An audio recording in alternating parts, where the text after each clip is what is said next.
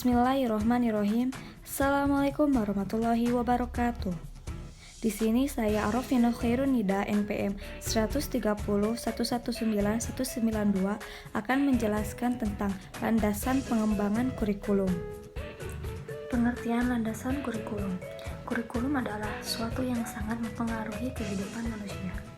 Kurikulum berarti suatu program pendidikan yang berisikan berbagai bahan ajar dan pengalaman belajar yang diprogramkan, direncanakan secara sistematik atas dasar norma-norma yang berlaku dan dijadikan pedoman dalam proses pembelajaran bagi pendidik untuk mencapai tujuan pendidikan.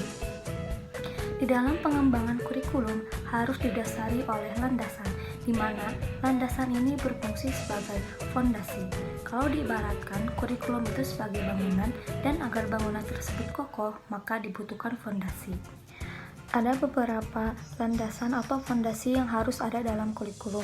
Yang pertama, landasan filosofis. Yang kedua, landasan psikologis. Yang ketiga, landasan sosial dan budaya. Dan terakhir, landasan iptek. Yang pertama yaitu landasan filosofis. Dalam pengembangan kurikulum ini, kita bisa menggunakan landasan filsafat, karena dengan landasan filsafat, murid akan mampu berpikir secara mendalam dan kritis, sehingga akan mewarnai terhadap konsep dan implementasi kurikulum yang dikembangkan. Nah, dalam landasan filosofis ini, terdapat bidang-bidang yang akan dikembangkan. Yang pertama, logika, yang kedua, etika, dan yang terakhir, estetika. Yang pertama yaitu logika. Dalam bidang logika ini, murid akan mampu membedakan mana hakikat yang benar dan salah, sehingga akan mengetahui perbedaan dalam dua hal tersebut. Yang kedua yaitu di bidang etika. Di bidang etika ini fungsinya murid akan mampu membedakan hakikat yang baik dan buruk, sehingga murid tidak akan salah dalam beretika karena sudah mengetahui perbedaan dua hal tersebut.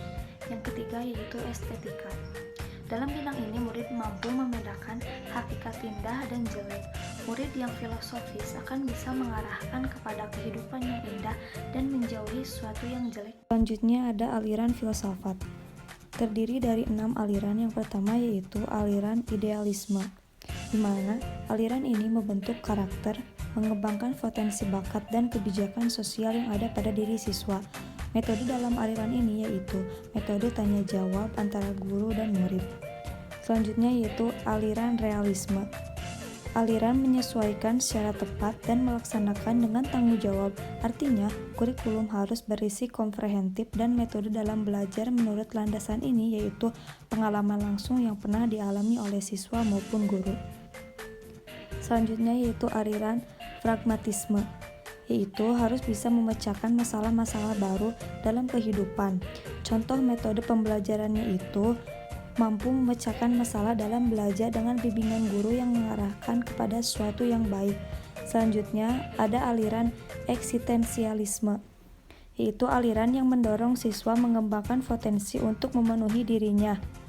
Metode pembelajarannya dapat menggunakan sesi diskusi dengan teknik belajar eksperimen. Selanjutnya ada aliran esensialisme, yaitu aliran yang meneruskan warisan budaya dan sejarah melalui pengetahuan inti yang terakumulasi. Metode pembelajarannya yaitu secara tradisional. Yang terakhir ada aliran rekonstruktivisme, yaitu aliran yang bertanggung jawab menciptakan aturan sosial yang ideal. Metode pembelajarannya dengan menggunakan learning by doing.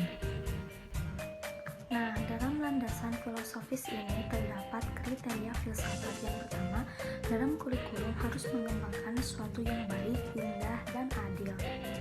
Yang kedua yaitu berhubungan dengan perilaku dan pikiran yang dimiliki oleh siswa. Selanjutnya yaitu guru harus mempelajari semua jenis-jenis agar pembelajaran bermakna pada siswa. Yang terakhir yaitu harapan agar siswa dan guru bisa bekerja sama agar mencapai hasil tujuan kurikulum. Selanjutnya yaitu landasan psikologis. Landasan ini dalam pengembangan kurikulum mencangkup tentang perilaku dan fungsi mental manusia sebagai objek pendidikan secara ilmiah dan mengidentifikasikannya. Ada dua cabang psikologis yaitu psikologis perkembangan dan psikologis belajar. Yang pertama yaitu psikologis perkembangan.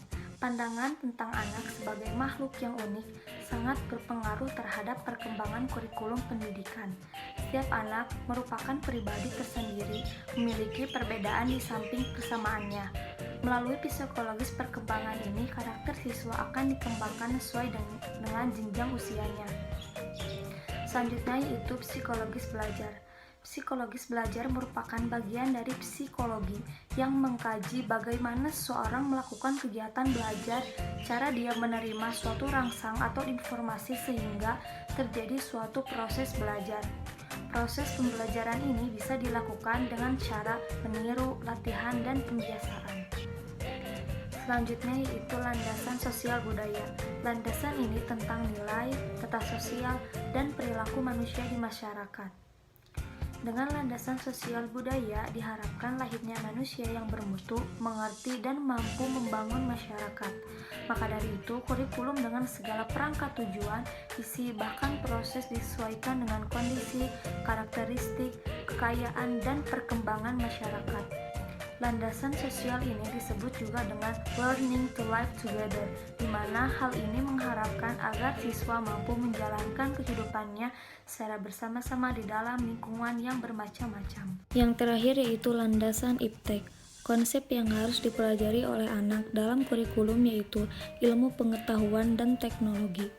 Landasan ini diperlukan sebagai upaya menyelaraskan isi kurikulum dengan perkembangan dan kemajuan dalam bidang ilmu pengetahuan dan teknologi. Konsep kurikulum harus dikembangkan sesuai dengan perkembangan iptek, karena era saat ini kurikulum dan pembelajaran harus mampu diakses secara digital oleh orang tua, peserta didik, dan guru. Cukup sekian dari saya, mohon maaf apabila banyak salah kata. Terima kasih dan thanks for watching.